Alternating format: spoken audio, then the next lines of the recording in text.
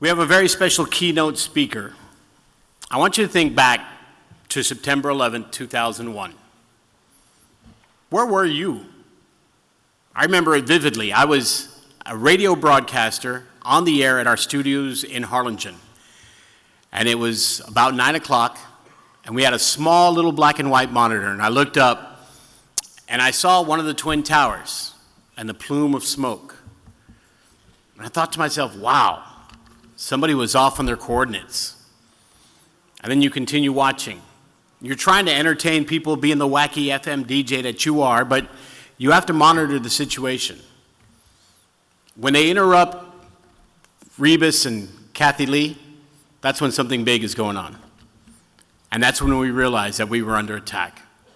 And we watched the developments of that day all throughout the studio, all throughout the day, trying to keep people abreast of the situation. Our special guest speaker is Joe Torrillo. He is a New York Fire Department lieutenant retired. He's retired on disability and spent the first 15 years of his career in Engine Company Number 10, right across the street from the South Tower of the World Trade Center. On September 11th, Lieutenant Torrillo was on his way to a press conference when American Airlines Flight 11 struck the North Tower. Fearing for his firefighter brothers, he diverted to the scene to render assistance. While he was involved in the rescue operation, the South Tower fell. He was buried alive before being rescued. As he was waiting to be transferred to a boat on the Hudson River, the North Tower fell and buried Joe again, alive. He miraculously survived the collapse of both towers, but sustained lifelong injuries. Today, he travels the world as a professional speaker with a quest to make our country the reunited States of America, resurrecting patriotism, trumpeting the men and women of the armed services, mentoring adolescents, and inspiring audiences of all sizes to embrace change and never give up on their dreams. To give you a visual representation, I ask that you watch the video ahead. The day of September 11th, 2001 was one of the most beautiful and pristine days that most New Yorkers had ever recalled. It appeared as if Michelangelo himself had chosen the perfect shade of blue from his palette to paint the sky. 103.5 KCU, the beat of New York. The changing of sunlight. The birds were chirping in unison as if they were welcoming the warm and bright morning sunshine and bidding farewell to the ending of summer. Then the unimaginable happened. Oh my God! It appears that there is more and more fire and smoke enveloping the very top of the building. America was attacked by Islamic extremists in 4 attacks of terrorism in New York, Pennsylvania, and Washington, D.C. As people from around the world were glued to their television sets. Perhaps so you have no idea into, Oh my goodness, oh God. There's another one. Another plane has just Oh my goodness, there's another one. Seems to be right into the middle of it. Oh my. My God, it's right in the middle of the building. Rescuers were racing to the scenes in a desperate effort to save lives.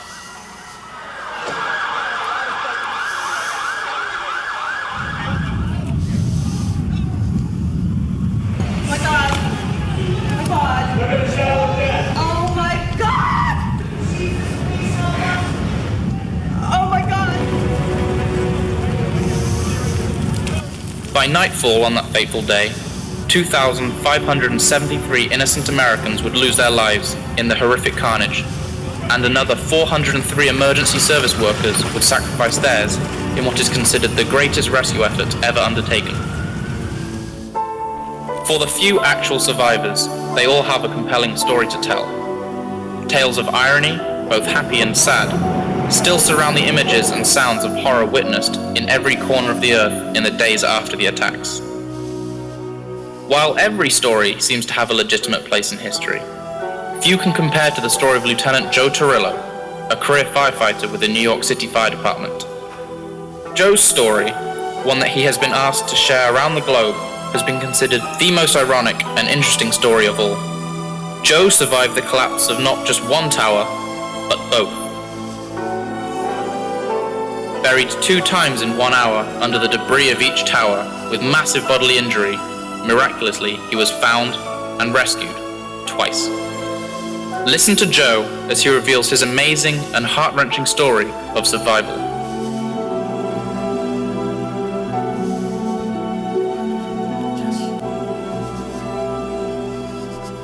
Ladies and gentlemen, thank you so much. Thank you so much. And before I begin, I want to thank Tony Farina for that kind introduction. And I know I'd be remiss before I begin if I didn't thank Ricardo Salinas and all the committee and all the vendors and the exhibitors, but most of all the first responders here and all the ladies and gentlemen that came to join this special day at the All Hazards Conference here in South Texas. It's a real honor for me to be here. We're just going to launch our PowerPoint, so just give me 1 second.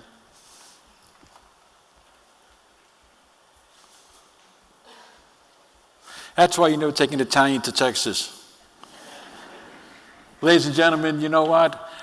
As honored and as much as a privilege this is for me to be here today, and I accepted this invitation with a lot of gratitude, but I was very hesitant about coming here.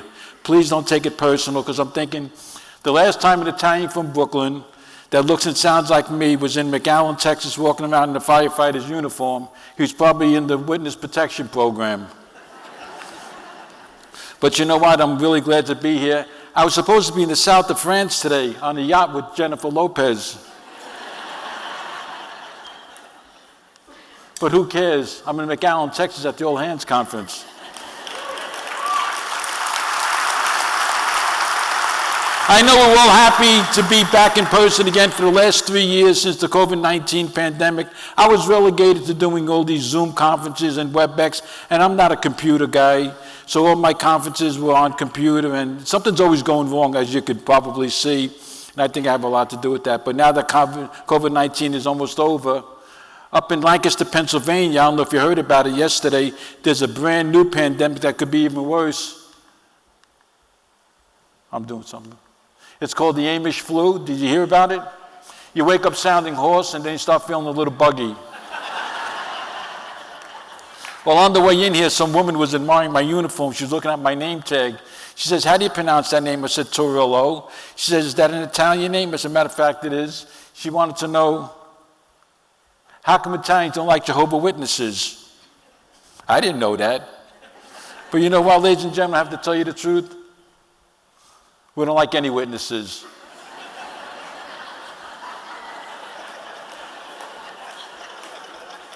So anyway, ladies and gentlemen, yeah.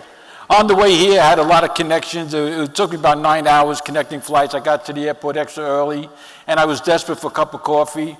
And I was walking through the terminal, and as I'm walking, I see a McDonald's, and to me, it's like an oasis in the desert. That's my favorite coffee, by the way. And I walked into a bunch of people online, and I saw some old man with his wife that had a pocket full of change. He walked up to the counter, and he ordered one Happy Meal. And I was standing behind him, and I took out my credit card. I said, "Sir," I said, "you can have another Happy Meal. I got enough of money. I'll pay for it." And he says, "That's okay. We share everything."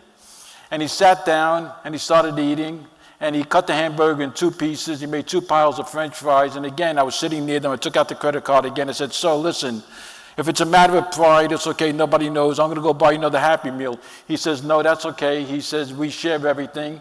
I said, "How come your wife isn't eating?" He says, "She's waiting for my teeth."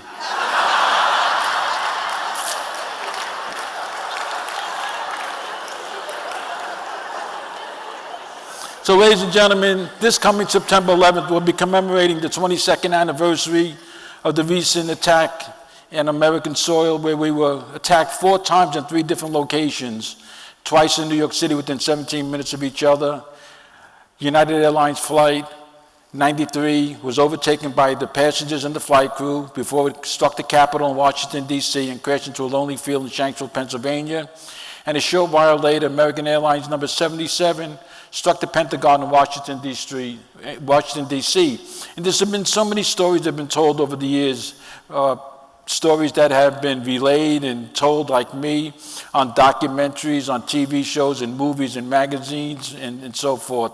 So there's so many stories. If anybody that's in this audience that's 28 years of age or older, you'll know where you were the day when you heard the news about America being attacked. And it was something that was unsettling because we never thought something like this can happen on our soil. But ladies and gentlemen, it did. And we now realize that we are vulnerable, like other countries, to ongoing terrorism.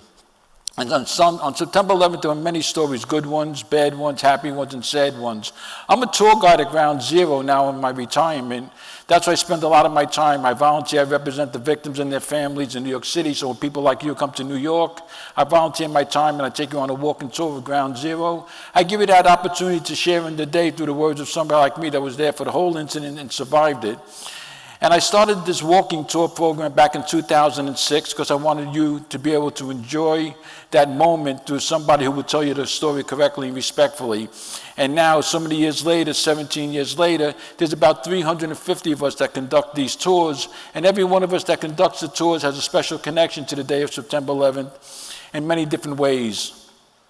Some of us, like me, were first responders. Some of us were survivors, like me. Some of us worked in the towers and got out. Some had loved ones in the towers and didn't make it. Some were members of the clergy. Some were members of first responder groups, volunteer organizations, members of the construction industry that came during the 8 months and 19 days of the rescue and recovery. So we all lead the tour and tell the story from a different perspective, which makes every tour very, very specific and special for those that attended. Well, there's a woman who started volunteering with me a couple of years ago. I trained her to be a tour guide. Her name is Peggy. Peggy worked on the 104th floor of the North Tower for 18 years. But Peggy lived across the Hudson River that separates Manhattan from New Jersey. And there was a train, it still runs, underneath the Hudson River from New Jersey, and it would terminate at the base of the Twin Towers. People would get off, go up the escalator to the lobby level at the ground floor and take an elevator to the whatever floor they were going. Each tower had 105 elevators that carried 28,000 people each day. Well, the night before September 11th, which obviously was September 10th, Peggy had gone out shopping in New Jersey, where she lives on the other side of the Hudson River, and she could see the World Trade Center from her apartment window. And Peggy was a single woman. She was a big executive. She was making a lot of money in finance. And she went out shopping, something that I think women just love to do. Am I right or wrong? And the upcoming fall season, Peggy realized she needed some new corporate outfits, and she was buying all these clothes and new blouses and some new bling jewelry. And she happened upon a pair of shoes she had been looking for a long time. Ladies and gentlemen, I don't know what it was about this pair of shoes that caught her fancy, but she bought this pair of shoes. She tried them on, but they were half a size too small. But like everything and anything, I think we've all done that. I bought a sports jacket that was 4 sizes too big. I figured I'll start working out and I'll fit into it one day. We all do things like that. But Peggy wanted the shoes so bad, she bought them anyway. She got up the next morning at 8 o'clock on September 11, 2001, in her apartment in New Jersey. She put on her new outfit, her new bling, and she put on these new pair of shoes. And she started walking 4 blocks to get her to the train station that would take her underneath the Hudson River and bring her into New York City under the World Trade Center. And as she's walking from her apartment, she's walking and walking. About 3 blocks later, she realizes these shoes really don't fit. They're starting to actually hurt her feet. And Peggy's got to make an impromptu decision. What do I do? Do I continue to work with these ill-fitting pair of shoes, or should I be smart and go back to my apartment and put on another pair of shoes and return these at a later date? And that's exactly what Peggy did. She went back to her apartment and changed her shoes. And in doing that, Peggy missed the last train that made it to the World Trade Center. Peggy would have been on the 104th floor, 11 floors above the point of impact where nobody survived, but Peggy's alive today because of an ill-fitting pair of shoes. And these stories are told every single day, very ironic stories. Mine is just one of a million surrounding that day, but my story, which I'm going to share with you today, could be the most interesting and ironic story of all. Ladies and gentlemen, back in the 1970s, the test came out for the New York City Fire Department. All my friends in Brooklyn wanted to be firefighters. Some of us wanted to be police officers. And my friends had an extra application. They said, Joe, take the test with us. Afterwards, we'll go out for a couple of beers. I said, give me the application. So, ladies and gentlemen, it was actually the first time that women were going to be allowed to take the exam. There was a lot of controversy over this exam. Everybody wanted the job, and men at the time didn't really believe that the women should be allowed, which was wrong at the time. We now know that, okay? We're a lot more tolerant. But there was a lot of controversy over that written exam. 70,000 young people took that test. Only 3,000 failed, and I was in the top 1,000. All my friends failed the test, and I took the fire department job just to get them angry. I was going to get sworn in, and I was going to resign the next day. And forever and ever, when we got together years down the road, I was going to say I was a firefighter and you weren't. But ladies and gentlemen, on January 10th, 1981, I got sworn into the New York City Fire Department. That day, I was on my way to the New York City Police Academy. I was actually going into the police department, and I wanted to be a cop more than a firefighter because my uncle and his son were detectives in New York City, NYPD. And on the way to the police academy, there was a bunch of mail in my mailbox at my mother's house. I took the mail out, I took it inside, and a piece of mail fell on the floor. It said fire department. I thought my mother and father got a summons or a violation. I figured, let me open up the envelope. It says, congratulations, you're going to be sworn into the New York City Fire Department. I said, I don't believe this. I'm going to become a police officer in an hour from now. I picked up the phone and I called with the sergeant, who was my investigator at the police department. He said, hey kid, don't tell me you're going to be late on your first day. I said, Sarge, I got a problem. Well, what's your problem? You shouldn't have a problem. You're going to be a police officer. We don't have problems. I said, I got a letter from the fire department asking me if I want to be sworn in. He said, hey kid, take the fire department. It's a better job. Boom! And he hung up the phone. And that's how it all started. So ladies and gentlemen, after going through the training academy, of all 357 firehouses they could arbitrarily place me to begin my career, there was a new firehouse right across the street from the South Tower of the World Trade Center. It was a brand new firehouse. I was a brand new firefighter assigned to Engine Company 10. And I spent the first 16 years of my career in that little firehouse right there. 16 years protecting the towers, responding to tens of thousands of alarms in that 7-building complex called the World Trade Center. The 2 twin towers were the icons, but there were 5 other buildings that comprised the World Trade Center complex. And this is what we did every single day. And after about 16 years protecting the towers, I was ready to start climbing the ladder, with no pun intended. And I got promoted to lieutenant on September 5th, 1996. And right after getting promoted to lieutenant, I responded to this fire on New Year's Eve. This was a vicious fire. We were the first ones to arrive. And there was a report of a woman trapped on the 2nd floor in the rear of the building. Some of the firefighters were going up to the roof, which is typically what they do. They start cutting the roof open, while the other firefighters, like me, grab the hose line, go inside, and put the flames out and search for the people. And it turned out that that report of a woman on the 2nd floor wasn't even in there. She was down the block having a cup of coffee with her girlfriend. And this is very typical. I had an incident just a couple of months before that. We pulled up to a similar incident. A woman was screaming in the middle of the street, my baby, where's your baby, where's your baby? He's on the 3rd floor in the middle of the apartment. I made a concerted effort. I was actually getting burnt getting in there. I got into the bedroom where she said that the baby was. I swept my hand underneath the bed, because sometimes kids will hide on the beds and in closets, and something bit me. It was a turtle.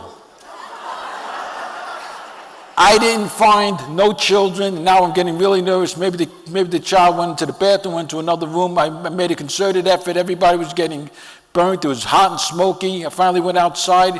The search was over, and she started screaming, oh my God, you found my baby. I said, this is your baby? She says, well, it's a pet, isn't it? I said, I understand that. What'd you tell me it's a baby for? I said, do me a favor, lady. If this happens again, take your turtle, put it in your pocket, and run out of the building. So after the fire was out, they rushed me to the hospital. At that fire, firefighters were cutting holes in the roof, and a glass skylight came down and went through my hand and almost took my thumb off of my hand. And while I was recuperating from this injury, they made me take a desk job working in headquarters. I never worked in an office in my life. I didn't even know how to turn the computer on. I was out of work for about a year because my left thumb was just about cut off from my hand at that fire. And I showed up at headquarters to take what's called a light duty job while I was convalescing from this injury. And when I got to headquarters, there were various assignments that needed to be filled. And they asked me, would I be willing to work in their Office of Fire Safety Education? I didn't know we had an Office of Fire Safety Education. I had no idea who they were or what they did. In essence, it was a group of firefighters like me who were recuperating from various injuries and illnesses because we couldn't be active in a firehouse. They would send us out to one of the 3,000 schools in New York City to go into the classrooms and talk to the kids about preventing and surviving fires. So I said to the gentleman who was running the program, I said, look, I said, I don't belong here. He said, why? I said, I'm not a public speaker.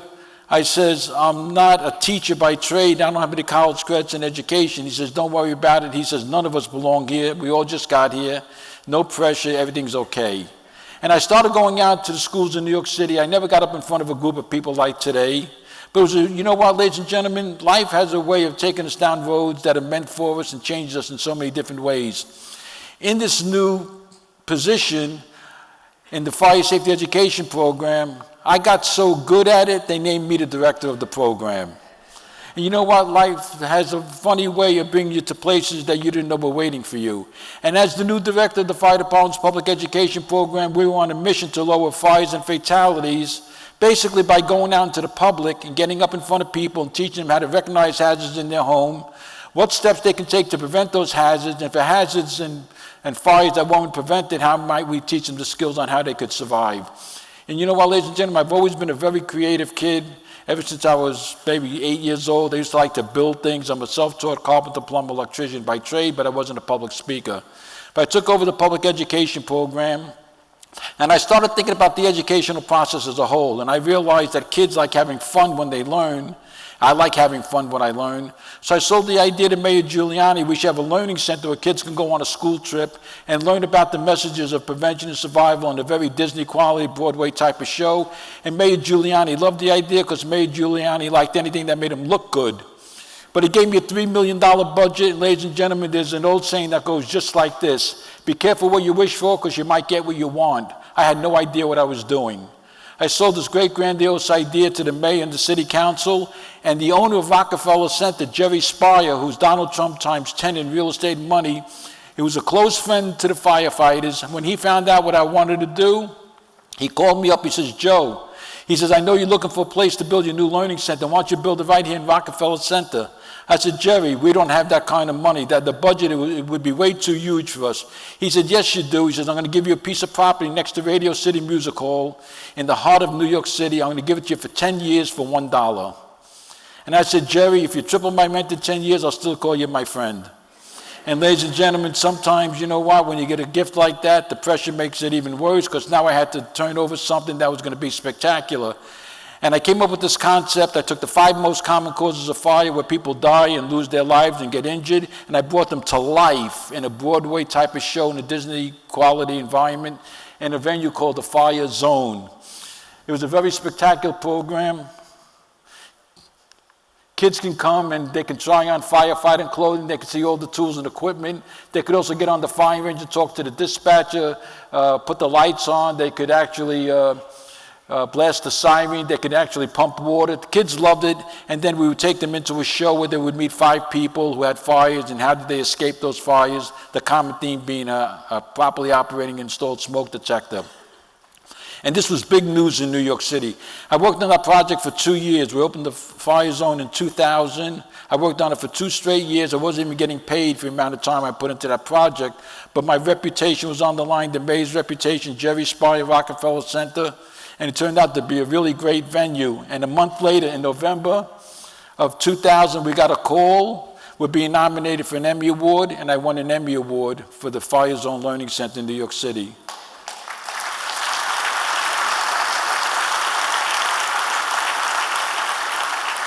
I don't know where somebody like me wins this kind of award, but I was in Los Angeles with all these Hollywood stars. I was walking the red carpet, throwing it up for everybody.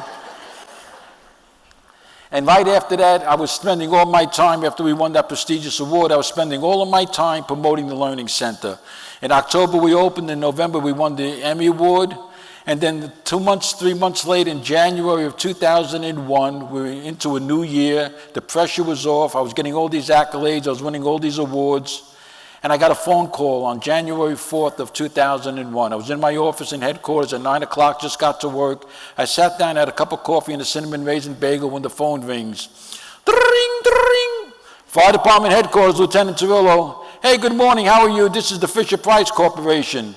You got the wrong number. I just told you it's Fire Department headquarters, sorry. No, we ain't got the wrong number. We want to speak to Lieutenant Torrillo. Okay, that's me. How can I help you? Are you familiar with the Fisher-Price Corporation? I think it's a household name in this country. They know more specifically want to tell you about something you might be interested in. Okay, what's that? You have some time to speak? It's 9 o'clock and I work till 6 o'clock and you speak for 9 hours? Shoot, give it to me. What do you got? They said, are you familiar with our little action figures we call rescue heroes that kids love? I got 4 children, but I don't know anything about these action figures. Well, let's explain it to you. We have these little action figures called rescue heroes that kids absolutely love. We have a little police officer called Jake Justice. We have his, this is sensitive. We have his partner, Sergeant Siren. His boss, Captain Cuffs. We have an ambulance attendant called Perry Medic. We have a lifeguard called Sandy Beach. We have a construction worker called Jack Hammer. We have a mountain rescue specialist by the name of Cliff Hanger and his partner Rocky Canyon. We also have a medevac pilot called Helicopter. We have a scuba diver called Gil Gripper. We have an astronaut called Roger Houston. We have a ski patroller by the name of Alpine. And we have a female firefighter called Wendy Waters. They said, but we want a New York City firefighter to be our new rescue hero. We're going to call him Billy Blazes, but we want you to help us design it. And if you do, we'll give you $1 for every one sold around the world. And that money wasn't going to go in my pocket, it was going to go in my education program. And I'd use that kind of funding to buy smoke detectors and give them out free in New York City to people like you who will listen to me for an hour on how to both prevent and survive a fire. It's a way of drawing people into the audience, especially in New York when you give them something. In New Yorkers, if it's free, it's for me. And if you're a firefighter or a police officer, if it's free, you think I could have 3? So I set up a meeting in January of 2001 with the Fisher-Price Corporation. They brought their artist illustrators and toy designs down to my office and headquarters. And for a whole day, as I'm speaking about what a firefighter looks like with his firefighting clothing, his tools and equipment, the artists had art pads on easels with crayons and markers in their drawing. And at the end of the day, they have a firefighter fully sketched out, and they took the artwork and they went to the factory. From January 2001 until July of 2001, it was a 6-month process. They made the first mold and prototype. And they called us up for a meeting. They wanted us to look it over before we went into mass production. So I set up another meeting in the first week of July of 2001. They came down and they had the mold and prototype. Billy Blazes, a New York City firefighter. We looked it over and there were certain things that we thought they should kind of change and tweak a little bit. We don't have blue firefighting clothing. There's a lot of different things that I think they miscalculated. So one of the Fisher-Price executives said to me, Joe, tell me something that's signature about a New York City firefighter. I said, well, there's things I can tell you and things I can't tell you because there's women in the room. I said, well, sometimes we're unshaven, we got big mustaches, and we also smoke cigars. And she says, well, we're not going to put a cigar in Billy Blazes' hand. So she took out a big black Sharpie, and she said he needs to look more like you. And she drew the big mustache on Billy Blazes. They went back to the factory, and they remolded Billy Blazes with the changes, including the big mustache. And 3 weeks later, they called us up for another meeting. They came down, they showed us the new Billy Blazes, and that's him right there. He was made in my likeness. Fisher-Price Billy Blazes. He's here today to meet you.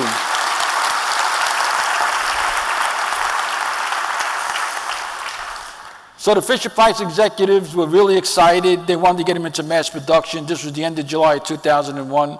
They says, we want to have a press conference. Where can we have a press conference? I said, let's do it at the Fire Zone. They said, what's that? I said, it's a new children's learning center I designed last year. We opened and we won an Emmy Award. They said, oh my God, where is it? It's in the heart of Rockefeller Center. They said, can we really do it there? I said, of course, I'm the director. They says, okay, we know where we're going to do the press conference, but when? Well, this meeting was the end of July of 2001. I said, let's do it in October. They said, why October? I said, October's Fire Prevention Month. It's the longest running health initiative in the world, which is a fact. It goes back to 1871 after they rebuilt Chicago. Supposedly Mrs. O'Leary's cow kicked over a lantern in a barn. Anybody remember that story? The story's never been proven, because I'm going to tell you right now, if I burnt down half of McAllen tonight and the cops showed up, what are I'm going to say? Officer, I swear to God, see the cow across the street? She had the gasoline and matches. I saw the whole thing. So the cow got blamed for the big Chicago fire. But every October since 1871, we captured that month to heighten the awareness of preventing and surviving fires. And they thought that was very apropos to this project with Billy Blazes, but it was too close to Christmas and the holiday season. They wanted to get Billy Blaze on the mark a little bit sooner. October was too distant. This was the end of July of 2001, and I was kind of brainstorming in the meeting. And I said, 911 is the emergency phone number in New York City. Why don't we, for the first time, have a 911-themed safety day? We talk about preventing and surviving fires, and then we can introduce the new children's rescue hero, Billy Blazes. They says, wow, that is such a great idea. So ladies and gentlemen, on 911, September 11, 2001, at 9 o'clock in the morning, the date that I chose to introduce Billy Blazes would turn out like nobody would ever imagine. I remember that day so clearly. I got to my office early that morning, and the sky was a perfect color blue. The birds were welcoming the beautiful morning sunshine, and they're bidding farewell to the ending of summer. The little Greek church across the street from the South Tower was tolling their bells. And it was the first day of school in New York City, and we were also voting in the primary for the mayor of New York City. I got to my office in headquarters about 6:30 that morning. I wanted to catch up on voicemails and emails, scheduling, payrolling, because I had to be at the press conference at 9 o'clock a couple hours later. And as I'm sitting in my office, there was a report of a plane coming down low over Manhattan, heading towards the Twin Towers. Well, I didn't think much of it. And then somebody said the plane just struck the North Tower. This is a little sensitive, boy. Somebody said the plane hit the World Trade Center. My office next to where I was in headquarters, my boss was on the TV, and this is what we see. We see smoke coming out of the North Tower, and I said to my boss, is this a movie? Is this a hoax? I just heard a rumor. He said, no, this actually just happened. The initial image of the TV in headquarters at 8:46 a.m. And I knew that I better get into Manhattan, and I didn't know what to think. I didn't know how serious this was. I got in my vehicle, and I zoomed out of headquarters, and I was on the Brooklyn Bridge 2 blocks away heading into Manhattan, thinking I'm going to the press conference, because I really don't understand the severity of this. I'm thinking maybe a little Piper Cub, a little pilot who just got his solo license, and maybe he got too close to the towers. I'm not thinking it's really that big of a deal. I'm just rushing into Manhattan so that I don't get stuck in traffic. And as I'm going over the bridge, I'm looking to the left, and this is what I see on the Manhattan side. On the North Tower, I see about 10 to 12 floors of fire, and I realize this has to be more than a little Piper Cub. This must have been a jet, but it doesn't make sense, because jets don't fly in that direction. They fly in the opposite direction on their approach to the landing tarmac of LaGuardia Airport in Queens, New York. And I see about 10 floors of fire completely engulfed in black smoke and flames. And I'm thinking about the media. I'm thinking about the press conference. A million things are going through my head. And I got so many things that I have to think about. And I'm thinking about my friends in the original firehouse across the street from the South Tower. I'm thinking about Billy Blazes. I'm thinking about the press conference. I'm thinking about my firefighters across the street that I started my career. And I'm thinking, what's it going to be? Am I going to go to my firehouse and spring into action, or do I go to the press conference for Billy Blazes? And I said, the heck with Billy Blazes and the press conference. This ain't happening today. I rushed to my firehouse where I started my career. I got there exactly 9 o'clock in the morning. I parked my car in the back of the firehouse on the sidewalk, because I remember from the bombing in 1993, there were so many vehicles blocking each other, we couldn't get ambulances to hospitals to treat the people that were stuck in the towers on February 26, 1993. So I parked my car in the back of the firehouse, and I ran around to the front of the firehouse, and both of the doors were wide open. And although the doors of the firehouse were open, I really couldn't get in, because people like you were laying all over the floor of the firehouse. The fire engines had already responded to the North Tower. The doors were left open. People got hit with jet fuel, pieces of the building. They were running, saw a firehouse with the doors open, and just ran in as a haven of safety. There were stumbling and jumping on top of each other. There was like a pile of human pickup sticks. And I looked and nobody was in critical condition. Some were burnt, some were crying, some were screaming, some were in shock. And I looked around and nobody was in critical condition. I told them, just stay in the firehouse until we get ambulances. I took off my dress uniform and I borrowed a helmet, boots, gloves, jacket, and firefighting pants from another firefighter who was off duty by the name of Tommy McNamara. He was at home. I took all of his firefighting equipment, took off my uniform, and I ran out of the firehouse. And I was running to the north tower, which is the one that was struck on the right-hand side with the TV antenna. And as I was running, I had to pass the south tower first. And as I was running past the south tower to get to the north tower, I heard a roar, and I looked up, and the second jet came right over my head. United Airlines Flight 175 struck the south tower 17 minutes later between the 77th and the 85th floor. I was right underneath that jet. It hit the building, and it just disappeared like a magic act. And that big, huge fireball came down right at me. I was right underneath it, and luckily I turned. I made it back into the firehouse 40 feet away, and that huge fireball would have killed me right there. It exploded on the ground, and New Yorkers on the way to work were looking up in disbelief. And now I know, ladies and gentlemen, it's a terrorist attack. We can't have two buildings hit by two planes within 17 minutes.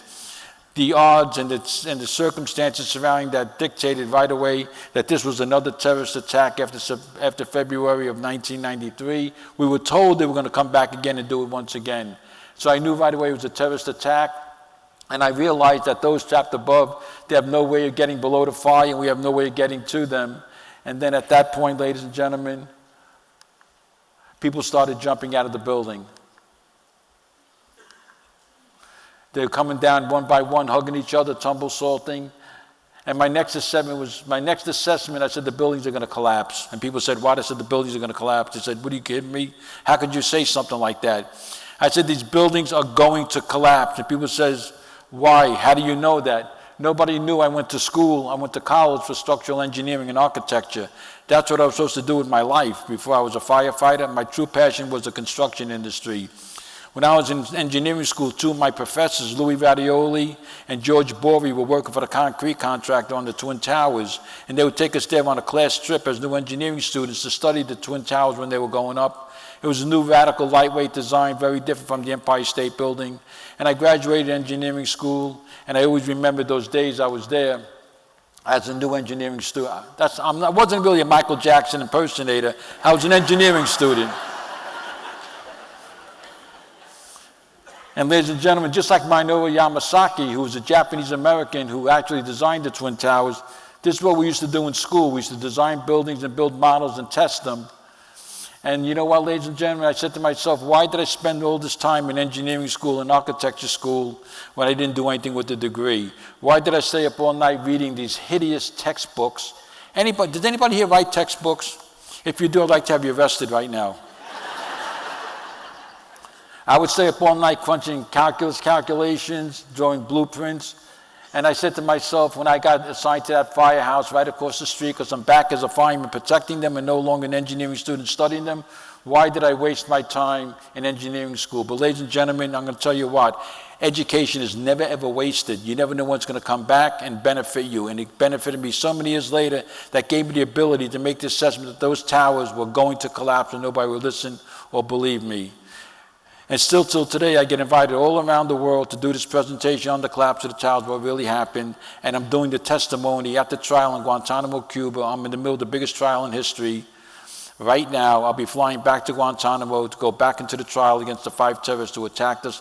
And I'll be talking about the design, the collapse of the Twin Towers, and what I feel they tried to do when they hit the buildings. They thought they were going to knock them over, but they didn't knock them over. And so I think that my biggest fear was that we were going to lose the ambulance crews, the EMTs and paramedics. Everybody talks about the incident at the World Trade Center as the biggest firefighting incident in history. That's nonsense. We didn't get one drop of water on the fire. This was not a firefighting incident. This was the biggest EMS incident in the history of the world. And I didn't want to lose the EMTs and paramedics because I knew they were going to be the ones we would need most at the end of the day. They were setting up their triage in the lobby of both towers, and I told them they had to get out. And they said, why? I said, the towers are going to collapse. They said, excuse the expression, who the hell are you? We don't work for you. You got no authority. And I didn't have any authority. I just gave it to myself. I said, no, you got to get in your ambulances and go about 6 blocks away and stage your ambulances up against the curb. We'll call you one crew at a time as we need you.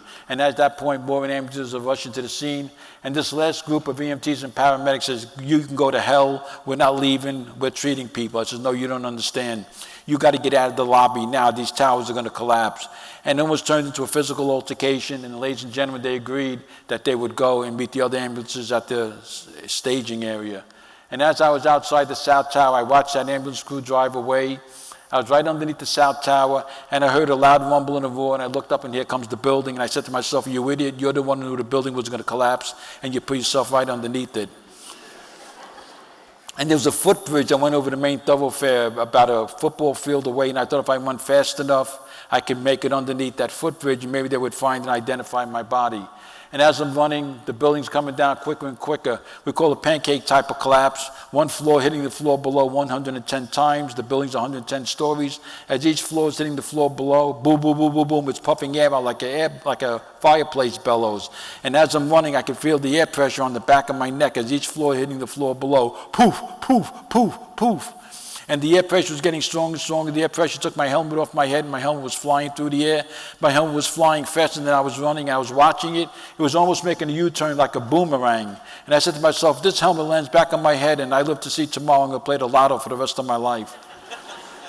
And then all around, ladies and gentlemen, as that debris was coming down, people all around the perimeter were getting hit with all the building parts, the glass, the aluminum. They were running on the east side. They were running over bridges going into Brooklyn. This is the scene of that big dust cloud chasing the people. The mayor and I got the mayor and the governor to evacuate. They luckily listened to my direction. They would have been killed. I got them, convinced them that these buildings are going to collapse. And underneath that huge, huge dust cloud, I was buried. As I was running, the air pressure was so strong. After I took my helmet off my head, there was like a tornado gust, 200 miles an hour. The air pressure lifted me off my feet, and I was flying through the air. I never made it to the footbridge. A piece of steel from the North Tower hit me in the back and split the back of my head wide open. Huge slabs of concrete were just hitting my body. The back of my head is split open. I got a fractured skull. All my ribs are broken. My neck and spine is crushed. My left arm is broken in half, and I'm bleeding internally, and I'm buried. As all these people are trying to run away, I was buried with a bunch of people underneath this big dust cloud. There was no more air. I was suffocating to death, and there was no more light in the darkness. And all around me in the darkness, there were a bunch of people screaming at the top of their lungs. We were all pinned under tons of steel and concrete. All around me, the people were screaming and crying. Cry turns into whimpers, whimpers into silence. One by one, they had all died, and I was still alive. And just a short while left, I was in the middle of all these fires. And ladies and gentlemen, I did something I hadn't done in a long time. I went to 12 years of very strict Catholic schooling. And after getting out of Catholic boys' high school, I got away from religion. I was always a Christian, but I never was involved in orchestrated Catholic religion.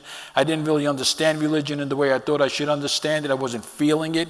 I was angry. I was confused. I was depressed. Why didn't I feel what I was supposed to feel after 12 years of strict Catholic education? And I kind of got away from religion, but I was always still a Christian in my heart. And I did something I hadn't done in a long time. I actually said a prayer before I was dying. And I thank God for my career. I said, God, I don't want to die angry. Just take care of my family when they hear the news. I accept what's happening to me today. I just can't believe that it's all ending when it all started off as such a beautiful morning. And I had a flashback to the day of January 10th, 1981, when I was sworn into the fire department. And I remember, as I was sworn in, I was standing in front of the mayor and the fire commissioner, and on that day of January 10th, 1981, we all had our right hand in the air, taking the oath of office, saying that we would be willing to give up our life so that somebody else might live on becoming a new fireman in New York City. And as I was taking the last breaths of my life, all I kept on saying, you never ever thought you'd live up to that vow, and today you're living up to it. I just said, God, take care of my family because they're not going to accept the news. And then I said to myself, why did I choose this career? Why did I choose this career? I was supposed to be a police officer. I was supposed to be working for a big construction company. Why did I choose this career that was taking my life from me? That was the biggest mistake of my life. But you know what, ladies and gentlemen, if I had to do it all over again, I'd do this all over again. It wasn't a mistake. It was my way of serving you, the public, and if it took my life, then you know what? I would have died a hero, but I'm not a hero. I just get to tell the story today. This is what I was supposed to do with my life. I was supposed to be a construction superintendent. I was supposed to build high-rise buildings, but I took the fire department job, and now it's taken my life away. And then the night before September 11th, which was September 10th on a Monday evening, I was out doing a fire safety presentation in Manhattan. I got home about 9 o'clock that night on the night before September 11th, and my wife let my 4 kids stay up late. Normally they would have been in bed. And as soon as I got home, they were standing at the front door. They opened up the door, they grabbed my jacket, and they dragged me over to the couch.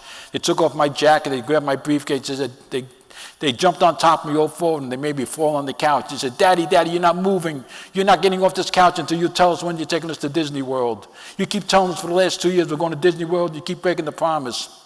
And I said to myself, that's all those 4 kids ever asked me for.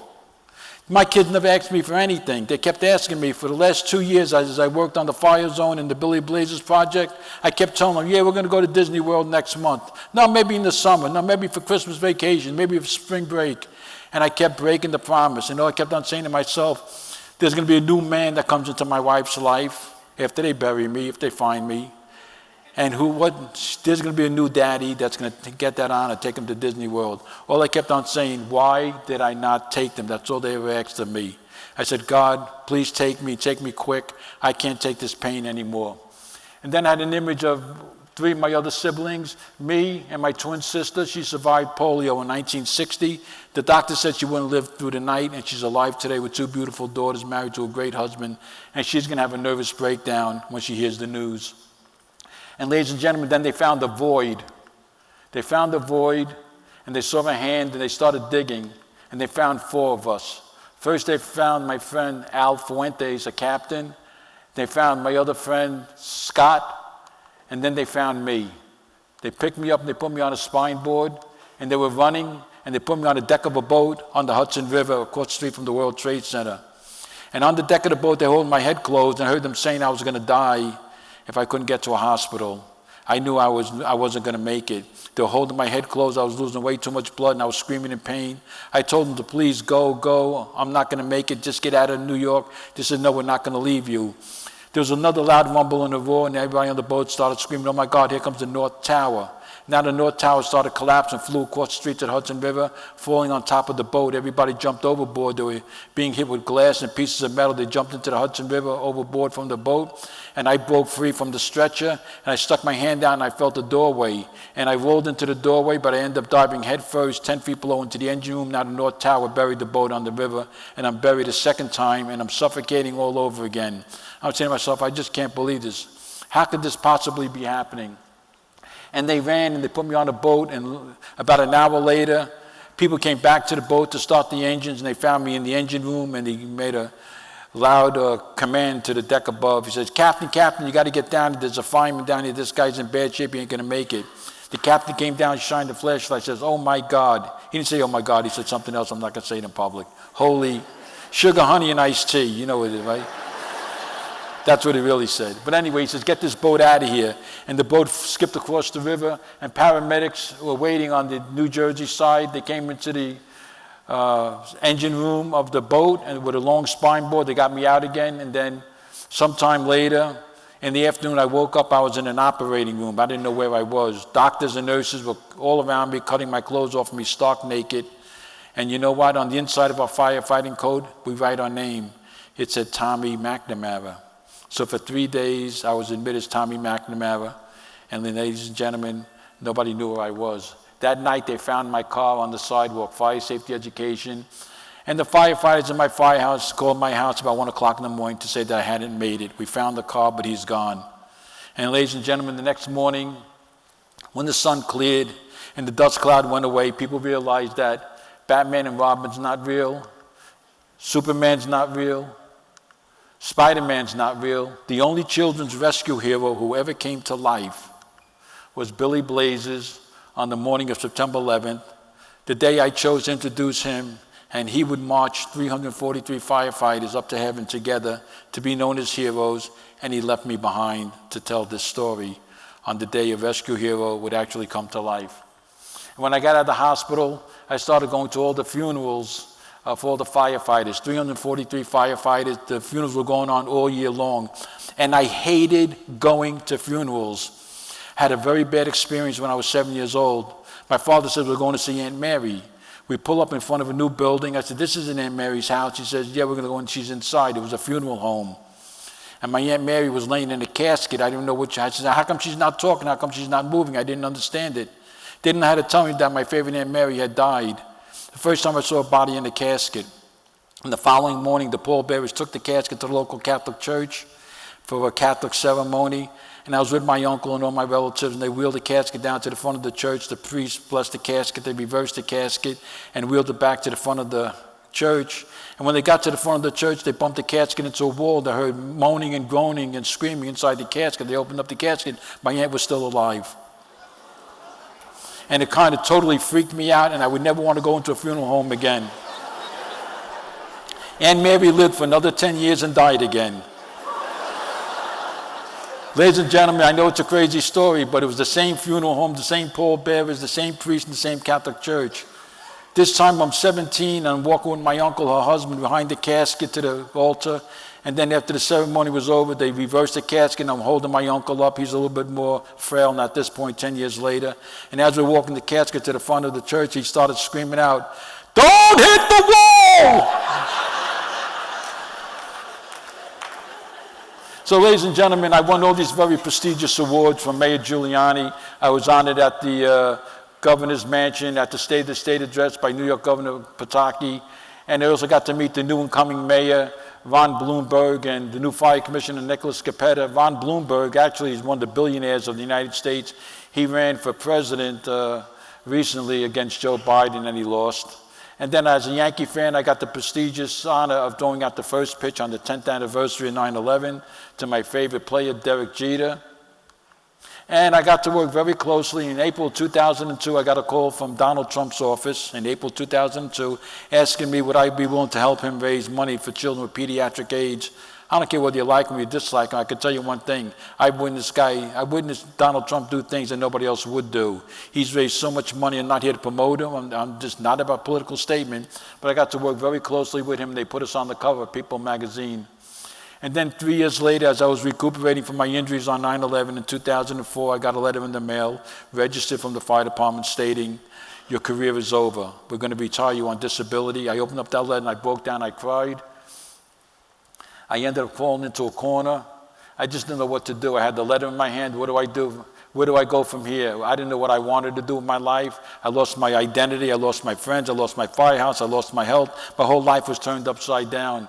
And you know what, ladies and gentlemen, right after September 11th, there was a big resurrection in patriotism. A short while later, we were all watching patriotism fly away. And I wanted to bring patriotism back again. So I started off on this mission. This is very sensitive, I'm sorry. I wanted to bring patriotism back again. And I took this I want to make our country the reunited States of America. That was my new mission. I had to have a mission, I had to have a purpose. I want to bring people together. Ladies and gentlemen, I realized that we're a fractured country. I just want to say a couple of things. I want to make this out there, take it for what it's worth. The United States is the youngest country in the world, but yet we set the standard for all other countries to measure themselves up against. This is a country that opens up its arms to people we owe nothing to, and we give them an opportunity to come and share in their life. People we owe nothing to, we ask nothing in return. But there's a lot of issues going on in this country. We're all aware of that. I don't need to go into it. I want to bring people together. And ladies and gentlemen, I have to tell you one thing. America, as the youngest country in the world, has made a lot of mistakes. Mistakes are made in the growing process of anything and anybody. There was a time where you understand that black people couldn't ride on the front of the bus, women couldn't serve in the military, and people of the same sex could not marry each other. But we're over that. Yeah, it was mistakes. You know why? We can't change history, but I think we tried so hard to correct the mistakes of the past, and I think, quote unquote, we're there now. Why do people keep on indicting America for past crimes when she already paid her dues and did her sentence? And you know what, ladies and gentlemen, I stand here today. Somewhere out there in the United States of America, there's handfuls of people that were born here and don't believe that they live in the greatest country in the world.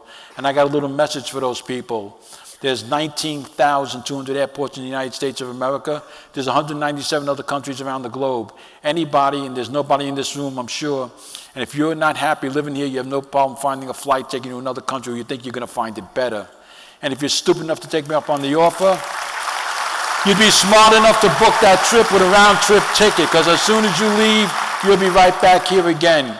As I stand here today, ladies and gentlemen, when we go back to our founding father and first President George Washington, 1,343,812 men and women took up arms and fought in every branch of every service in the military, fought in every battle of every war, so that you and I can have a life that nobody else can have in other countries. And we give them that opportunity. So we owe no excuse to any other nation, any other group of people to say that we're proud to be an American because of people like you who committed to yourself in all different ways as first responders in the military or any other way as teachers, nurses, and doctors to make this country the shining star of the planet Earth. And I thank all of you for that. So I took this huge American flag. It was given to me by a group of businessmen in California. I called it the Patriot flag. And on the 10th anniversary, I planned on flying that flag at the World Trade Center in the morning, in Shanksville, Pennsylvania in the afternoon, and also at the Pentagon in the evening. And I got this huge American flag, and on the 10th anniversary, me and my friends were able to take the flag, and we were able to fly into 3 locations. It was called the Patriot flag. It's in honor of every man and woman who ever served our nation in the military, in memory of all the victims of 9/11, and it pays all of the honor to the first responders of the United States of America. It's called the Patriot flag, and I flew that flag in 275 cities. I took that flag all over the United States. I flew in 50 states in 50 weeks just to resurrect patriotism with no politics surrounding it. I flew it at North Pole on Christmas Eve in minus 20-degree weather. I hung it on Betsy Ross's house in Philadelphia, Pennsylvania, where she stitched the very first American flag. And I also flew it on the anniversary in the place where Francis Scott Key in Baltimore, Maryland, where he wrote the Star-Spangled Banner. And I was given the rare opportunity on September 13th, 2 days after the 10th anniversary, to fly at the tomb of the unknown soldier and be the keynote speaker. And ladies and gentlemen, I needed to show my love and support and respect for the members of the military because I was the last group of kids in 1973 to have to file for the draft for the Vietnam War, and the war was over shortly thereafter. I never had the force or the impetus to go into the military. I made a life as a firefighter. But I was going down to Walter Reed Medical Center, as I said before, visiting the soldiers. Here's U.S. Army Ranger Brendan Morocco, came back from Afghanistan missing both arms and both legs and one of his eyes. You can see on his left shoulder he's got a rubber arm. Brendan Morocco's girlfriend came down from New York City with an engagement ring. She laid the engagement ring when he got back stateside from Afghanistan at Walter Reed Medical Center. This is the Malone house of Walter Reed. It's like the Ronald McDonald house of Walter Reed Medical Center. We were having a Super Bowl party for them, and we have a barbecue. All the firefighters from New York City do this as a tribute to them. And Brendan Morocco's girlfriend had an engagement ring, put it on his chest. She didn't have a finger to put it on. She said, "Brendan, will you still marry me?" And he said, yes. They got engaged that night. Brendan Morocco 2 years ago was fitted with a double human arm transplant, 2 prosthesis legs, and a glass eye. When he got out, he got on a plane and went back to Afghanistan to be with his unit again. So when you talk about bravery, you talk about that kid, don't talk about me. And then me, my friends, I got a friend in San Diego. We started a 9/11 traveling memorial called the World Memorial. You can see the artifacts that we developed, and we take it all around the United States, and people come to visit me. As I set up this display, it's for free. We take it all over to state fairs, and it gives people an opportunity to come and talk to me and let me give them a first-hand story of the event of 9/11 and how I survived it. And then, ladies and gentlemen, I got a call from the Pentagon. They asked if I would come down to Washington, D.C. They didn't go into details, and I figured when you get a call from the Pentagon, from the Joint Chiefs of Staff Office, you go down there. And the Hispanic Medal of Honor Society bestowed upon me the Medal of Valor for what I did on September 11th. I didn't want to accept this Medal of Valor from the Hispanic Congressional Medal of Honor recipients because I felt 343 firefighters were carried to their graves. I'm alive. I shouldn't be bestowed this valor, but they insisted on it. So they gave me the Medal of Valor at the Pentagon, and then they asked me Afterwards, about an hour, we had lunch, and they asked me to come into the Joint Chiefs of Staff office to meet with some really very important, powerful people. And I went into the office, and they said, Joe, we need a favor. Well, what do you need? They says, we want you to represent the United States at the trial in Guantanamo, Cuba, against the 5 terrorists who attacked us. Ladies and gentlemen, I'm in the middle of the trial right now.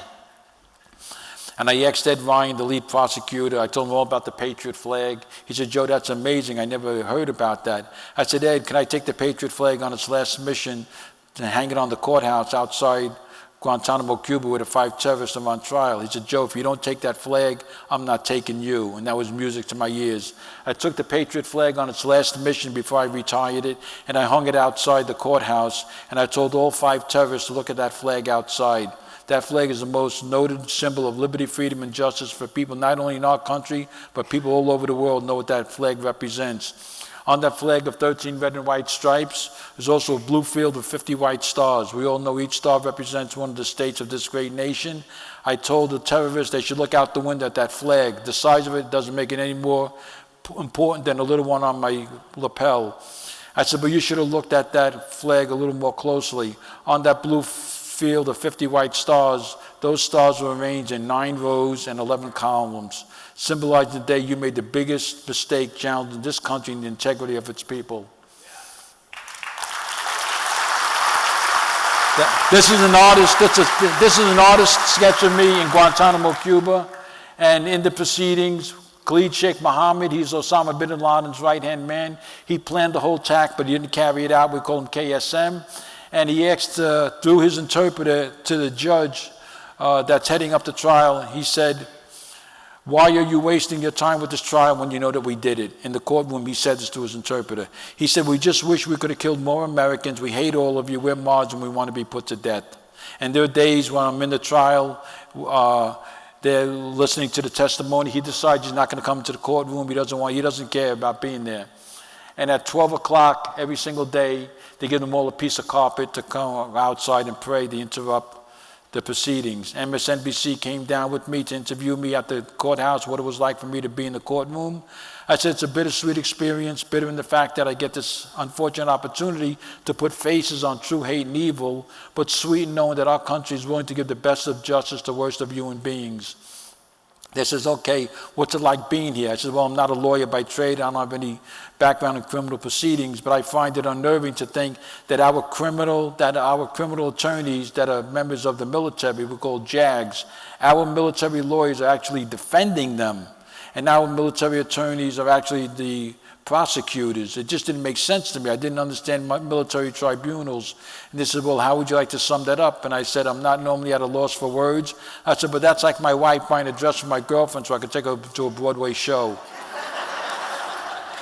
They said, oh, that's very well said. And ladies and gentlemen, as I was speaking, everybody back home in the United States was hearing my testimony at the trial in Guantanamo, Cuba. And I'm in the middle of the trial right now. It's going to go on for a couple of more years. And I promise you, I'm going to bring back justice for what they did to us. I'm not there for retribution. I'm there to say that we are willing to give the best of justice to these animals, these worst human beings. And that's what makes America so great. No other country would do that. They would have executed them already. And so, ladies and gentlemen, I have to tell you this here. As I begin to wrap up this event, I look out into this audience. You know what? Medical professionals, doctors and scientists will say all human beings are born with 5 senses. You could see, you could smell, you could taste, you could hear, and you could touch. But there's another sense called the 6th sense that some of us have.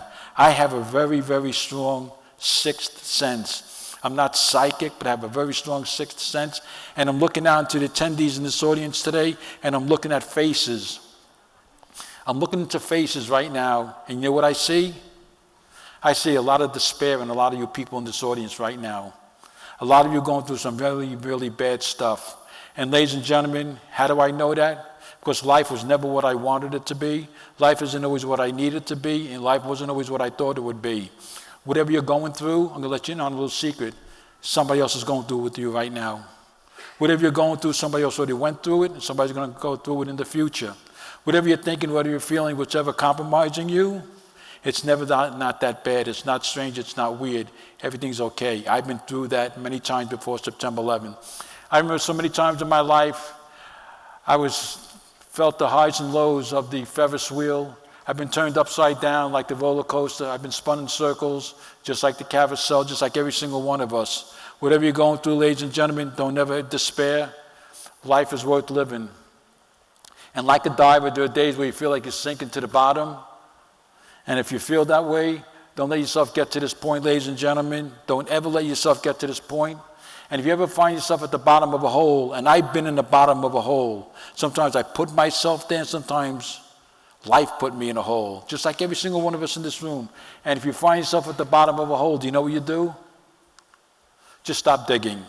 Some people just never stop that. I come from Brooklyn, New York. I came from a rough, tough Italian neighborhood in Brooklyn, New York, and the 7-block radius is where every big gangster came from. All they did every morning was to get up to try to scam a ham and finagle a bagel. That's what they were about. There were 3 kinds of people in my neighborhood in Brooklyn, New York: gangsters, people who thought they were gangsters, and people who wanted to be gangsters. And a lot of them got themselves in a hole and just kept on digging. They never got themselves out. I came from that rough, tough Italian neighborhood. People say I came from a spaghetto. I had to go to school and do a show and tell. We had to get up in front of a Catholic nun in Catholic grammar school, and I forgot that we were having show and tell. We had to get up and talk about our family, and all the kids were getting up, who's following the pizzeria, who was a lawyer, who was a doctor, who was a sanitation worker, who was a firefighter, who was a police officer.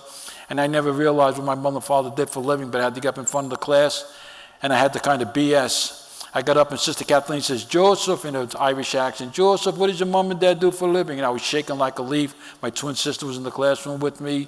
She realized we both forgot about doing the show and tell. I said, "Sister Kathleen, I believe my mom and dad are in the iron and steel business." She said, Can you tell us a little more about that?" I said, "Well, I see my mother ironing ladies' dresses, and I watched my father steal anything he can get his hands on." So, ladies and gentlemen, if you ever find yourself walking through the fires of hell, I've walked through the fires of hell, literally and figuratively in my life. If you keep walking through the fires of hell, you'll get to the other side. Don't stop. And every tomorrow brings up new opportunities. Hang in there and never let go, because opportunities are going to be there to get it back together again.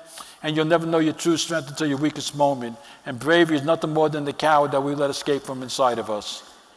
And ladies and gentlemen, there's a reason why the windshield in your car is bigger than the rearview mirror. What lies ahead for you is going to be more than anything you'll ever leave behind, so never give up on yourself. Okay, stay strong like I did. All throughout my life, I had to remain strong through hardships, through September 11th, losing my career. But you know what? That's what life can do to some of us. Don't ever give up on yourself. There's people who need you. And so, ladies and gentlemen, this is the day of September 11th when a rescue hero will come to life. And then I got a call 3 years ago. On February 15, 2019, I was having a cup of coffee in my home in New Jersey, and it was the Fisher-Price Corporation. And, "Hey, Joe, it's the Fisher-Price Corporation. How are you? How's things going?" "Well," I said, "I'm retired now. I travel the country as a speaker. I do volunteer construction work. I'm a tour guide at Ground Zero." They said, "We're resurrecting the Rescue Hero line, and our new rescue hero is going to be you."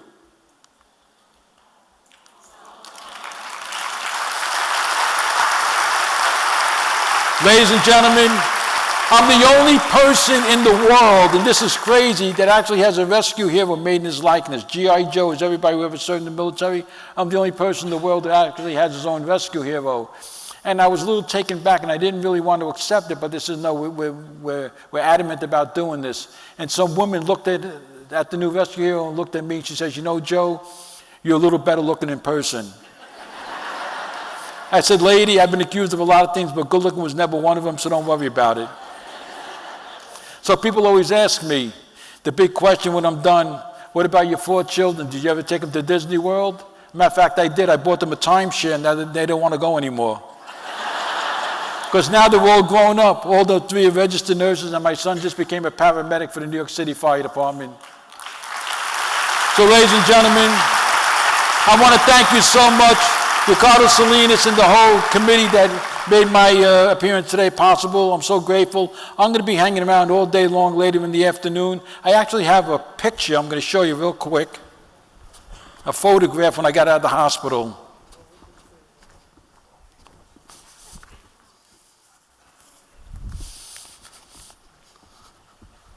I have many copies. This is a picture when I got out of the hospital, my first time back to Ground Zero to see it after I could walk again. And I have many copies. If anybody wants one, I'll sign. You can have it free. We can take a picture. And if you want to talk to me personally, you want to share your story about September 11th with me, I welcome that. Once again, to Ricardo Salinas and the whole committee for having me here, I'm so grateful. And ladies and gentlemen, if I never get to see any of you ever again, I just want to say may God bless all of you always, in all ways. And thank you for giving me this opportunity. I appreciate it. Thank you. Thank you, sir. Thank you. The click is sensitive.